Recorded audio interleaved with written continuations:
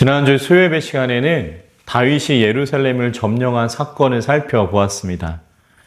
우리가 생각하기에 예루살렘은 처음부터 이스라엘 땅이었을 것 같은데 다윗 당시 예루살렘은 이방 민족이었던 여부스 족속이 다스리던 땅이었죠. 그것은 지형적으로 골짜기에 둘러싸인 곳이었고요. 말 그대로 난공불락의 도성이었습니다. 그런 천의 요새인 예루살렘을 다스리던 여부스 사람들은 그 지형적 이점을 믿고 있었고요. 그래서 예루살렘을 점령하겠다고 하는 다윗에게 일반 사람이 아니라 다리 저는 사람이나 맹인이라도 너를 막을 수 있을 것이라 호언장담합니다. 그러나 결국 그들은 다윗에게 이스라엘 군에게 점령되고 말죠. 그 이유가 무엇일까요? 다윗의 군사들이 그 누구보다 용맹하고 침착하게 잘 싸웠기 때문일까요?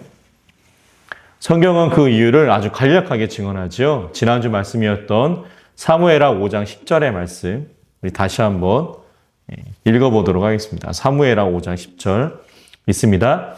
만군의 하나님 여호와께서 함께 계시니 다윗이 점점 강성하여 가니라. 아멘. 성경은요, 다윗이 그 예루살렘을 점령할 수 있었던 이유를 다른 곳에서 찾지 않습니다. 군사의 용맹함이나 지량의 승리라고 말하지 않는 거예요. 다윗이 그 예루살렘을 점령할 수 있었던 그 이유는 다른 거 어떤 것이 아니라 바로 하나님이 다윗과 함께 하셨기 때문이라 그렇게 말하고 있는 거죠. 그래서 다윗이 예루살렘을 점령할 수 있었다. 성경은 우리에게 이야기합니다. 사랑하는 성도 여러분, 그때나 지금이나 다윗의 때나 지금 우리가 살고 있는 이 시대나 하나님을 믿는 자들의 삶의 어려움과 예루살렘과도 같은 현실은요, 깨트리고 넘어가게 하실 분 바로 하나님임을 우리는 그래서 지난주의 말씀을 통해 알 수 있습니다. 그분이 우리와 함께 하시는 하나님임을, 그 도성을 넘어가게 하실 분임을 알게 되는 거예요. 그분이 우리와 함께 한다면 다윗이 만났던 난공불락의 요새였던 예루살렘을 넘어갔었다라는 그 사실, 그 사실을 믿는 것이 바로 믿음인 줄 믿습니다. 소망하기는 그 믿음으로 오늘도 우리의 삶과 신앙을 주저앉히려는 세상 앞에서 다윗과 같이 하나님 우리와 함께 하신다는 것을 기억하며 담대하게 그 세상을 넘어가실 수 있는 우리 모두가 될 수 있기를 주님의 이름으로 간절히 축원합니다. 오늘 말씀은요, 사무엘하 5장 17절로 25절의 말씀인데요. 오늘 말씀을 통해서 우리는 다시 한번 다윗과 함께 하시며 그를 이기게 하시는 하나님을 발견하게 됩니다. 우리 말씀을 통해 그 내용을 확인해 볼 텐데요. 사무엘하 5장 17절 말씀 우리 한 목소리로 읽도록 하겠습니다. 이스라엘이 다윗에게 기름을 부어 삼았다 함을 블레셋 사람들이 듣고 블레셋 사람들이 다윗을 찾으러 다 올라오매 다윗이 듣고 요새로 나가니라. 아멘. 오늘 보면 17절에서 증언되는 내용은 어떤 것이냐? 17절 말씀을 의역하면 이와 같지요. 다윗이 마침내 온 이스라엘의 왕이 되었다는 소식을 누가 듣게 돼요? 블레셋 사람들이 듣게 됩니다. 그러자 그들이 이렇게 행동했다라는 거예요. 다윗? 전에 우리 땅 시글락에서 새빵 살던 그 다윗이 이스라엘 왕이 되었다고 그들은 그렇게 말하고 있는 겁니다. 그래서 블레셋 사람들은 이 다윗을 우습게 보고요. 다윗과 이스라엘 사람들에게 싸움을 걸어왔던 거죠. 그런데 그런 블레셋 사람들을 맞서는 다윗은 어떻게 행동할까요? 변함없는 모습으로 자신의 전쟁에 임하는 그 변함없는 모습을 우리에게 다시 한번 보여줍니다. 우리 18절로 21절 좀 길지만 4절의 말씀 읽어보도록 하겠습니다. 블레셋 사람들이 이미 이르러 르비딤 골짜기에 가득한지라 다윗이 여호와께 여쭈어 이르되 내가 블레셋 사람에게로 올라가리이까 여호와께서 그들을 내 손에 넘기시겠나이까 하니 여호와께서 다윗에게 말씀하시되 올라가라 내가 반드시 블레셋 사람을 내 손에 넘기리라 하신지라 다윗이 바알브라심에 이르러 거기서 그들을 치고 다윗이 말하되 여호와께서 물을 흩음같이 내 앞에서 내 대적을 흩으셨다 하므로 그곳 이름을 바알브라심이라 부르니라. 거기서 블레셋 사람들이 그들의 우상을 버렸으므로 다윗과 그의 부하들이 치우니라.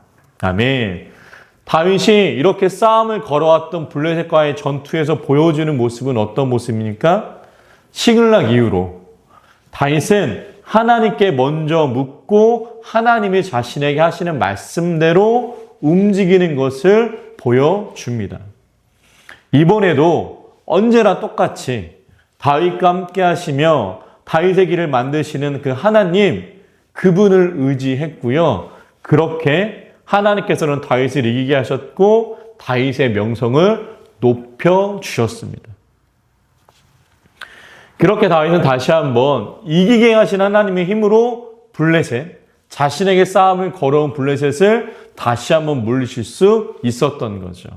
그런데 블레셋은 억울했는지 이 한 번의 전쟁으로 그들은 물러서지 않습니다. 한 번 더 전쟁을 일으키지요. 우리 본문 22절 말씀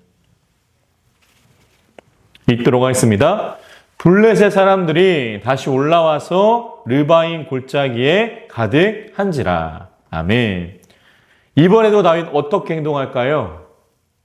다른 모습을 보여줄까요? 우리 23절로 25절 세 절의 말씀 다시 한번 읽도록 하겠습니다.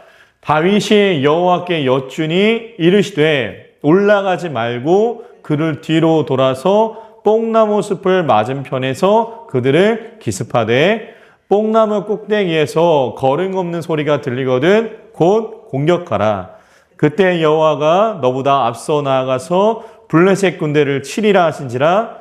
이에 다윗이 여호와의 명령대로 행하여 블레셋 사람을 쳐서 게바에서 게셀까지 이르니라. 아멘. 이번에도요, 첫 번째로 마찬가지입니다. 다윗이 첫 번째로 보여줬던 전쟁 공식이 두 번째도 그대로 적용되는 거예요. 지난번과 마찬가지로 어떻게 전쟁에 임해요? 하나님께 묻고요, 하나님이 하라는 대로 순종합니다. 그리고 이번에도 어떻게 됩니까? 그 다윗을 하나님이 이기게 하시죠. 이스라엘의 왕이 된 다윗을 하나님께서는 이렇게 계속해서 이기게 하셨습니다. 막 왕이 된 다윗이잖아요. 왕으로서의 역량을 시험할 수 있는 이 집권 초기에 하나님께서는 다윗과 함께 하심으로 그를 계속해서 이렇게 모든 전쟁에서 이기게 하셨고요. 다윗을 향한 사람들의 마음, 다윗이 과연 잘할 수 있을까라는 그 의심을요, 그래 역시 다윗이야 라는 마음으로 바꿔주셨던 겁니다. 그렇다면 오늘 말씀을 통해서 다윗을 계속해서 이기게 하신 이 하나님의 모습을 통해서 우리는 어떠한 하나님의 음성을 들을 수 있을까요? 소망하기는 이 말씀이 오늘을 이 땅에서 그리스도로 살아가는 우리 모두에게 힘이 되는 주님의 말씀 될 수 있기를 주님의 이름으로 간절히 축원합니다. 오늘 다윗의 생애에서 우리는 다윗이 가진 변하지 않는 초심을 발견합니다. 본문 19절과 20절에서 다윗은 왕이 되었음에도 불구하고요, 삶의 결정적인 순간에 왕이 되기 전의 모습과 똑같은 모습, 초심을 잃지 않은 모습을 우리에게 보여주기 때문입니다. 우리 19절과 23절 말씀 읽어볼까요? 19절, 23절 오늘 본문 먼저 사무엘하 5장 19절 말씀 있습니다. 다윗이 여호와께 여쭈어 이르되 내가 블레셋 사람에게로 올라가리이까 여호와께서 그들을 내 손에 넘기시겠나이까 하니 여호와께서 다윗에게 말씀하시되 올라가라. 내가 반드시 블레셋 사람을 내 손에 넘기리라 하신지라. 아멘. 23절 말씀도 있습니다. 다윗이 여호와께 여쭈니 이르시되 올라가지 말고 그들 뒤로 돌아서 뽕나무 숲을 맞은편에서 그들을 기습하되. 아멘. 왕이 된 이후로 하나님이 하시는 말씀보다는 사람들과 자신의 생각을 먼저 따랐던 사울과는 다르게 다윗은요, 왕이 되기 전이나 왕이 된 후에도 어떻게 행동하는 거예요? 하나님께 여쭈어 보고 하나님이 자신에게 하신 말씀대로 행동하는 모습을 보여주는 겁니다.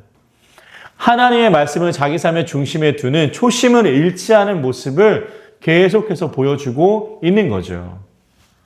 그렇게 다윗은 초심을 잃지 않는 사울왕과 다른 모습을 보여줌으로 인해서요, 사울과 다른 길을 겪게 되고요, 다른 결과도 얻게 됩니다. 사도행전 1장과 2절의 말씀을 보면은 요즘 교회들이 그렇게 외치는 초대교회 이야기가 증언됩니다. 요즘 교회들이 그렇게 많이 초대교회 이야기를 하는 이유는 무엇일까요? 많은 이유가 있겠지만 오늘 본문에서 다윗이 보여준 것과 같이 교회가 처음 만들어진 모습을 보면서 그 초심을 잃지 않기를 바라는 마음 때문 아닐까요? 우리 사도행전 2장 46절, 47절 말씀 읽어보도록 하겠습니다. 사도행전 2장 46절, 47절. 제가 성경으로는 신약 190페이지에 있습니다. 사도행전 2장 46절, 47절 말씀.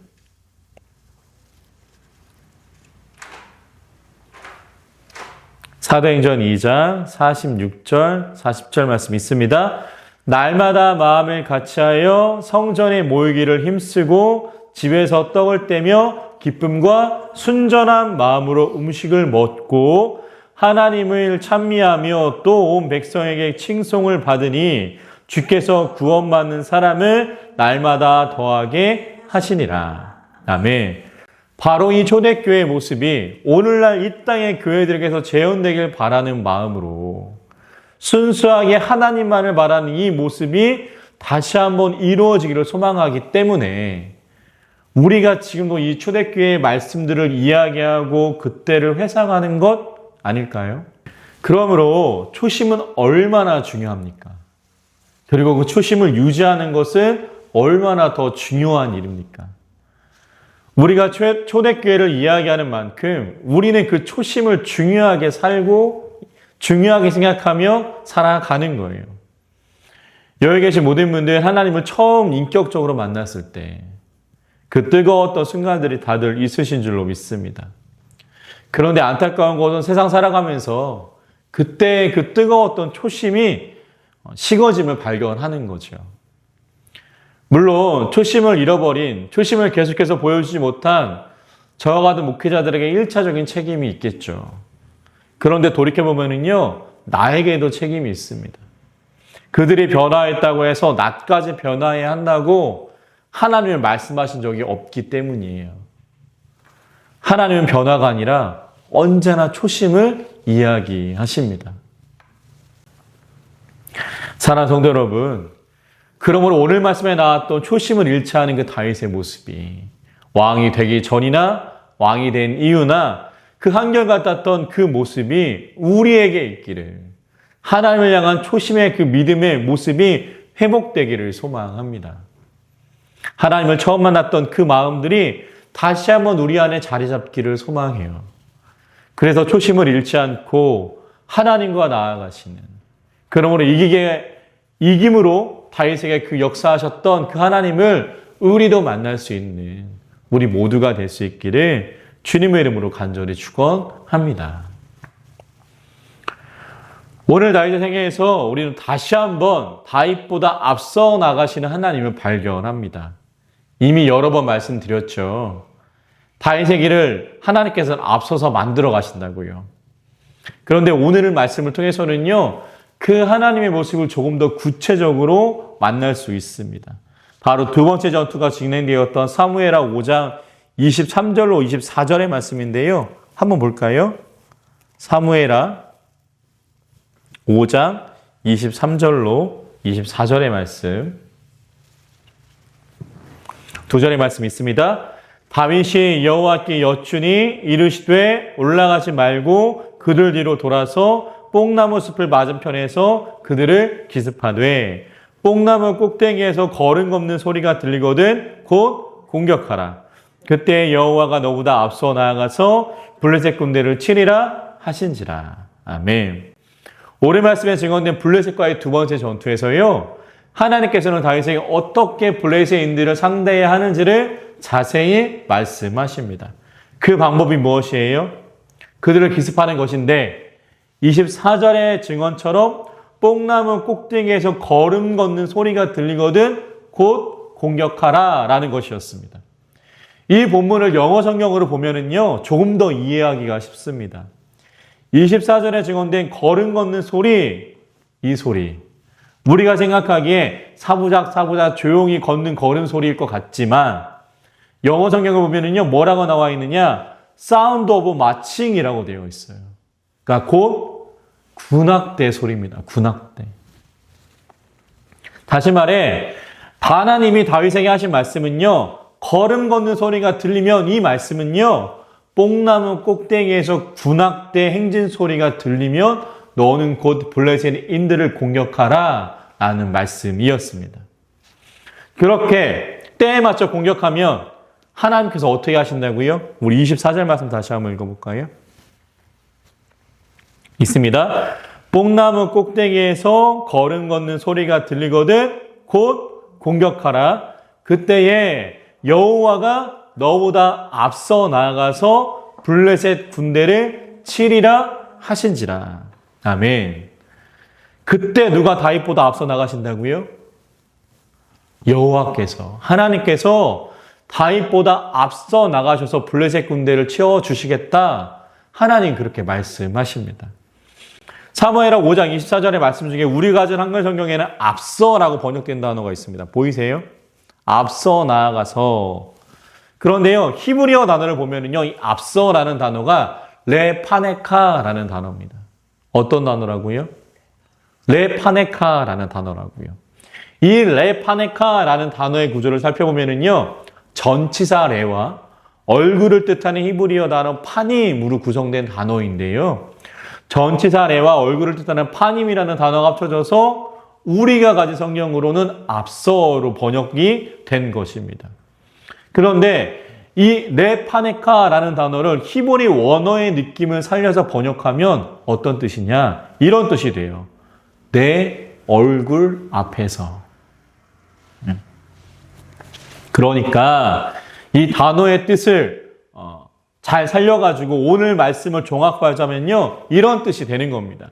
뽕나무 꼭대기에서 군대가 행진하는 소리에 맞춰 다윗이 블레셋을 공격하면은요, 하나님께서 내 얼굴, 다윗의 얼굴 앞에서 블레셋 군대를 치시겠다. 다시 말해 하나님이 다윗이 보는 앞에서 블레셋 군대를 치시겠다라는 말씀이 되는 겁니다.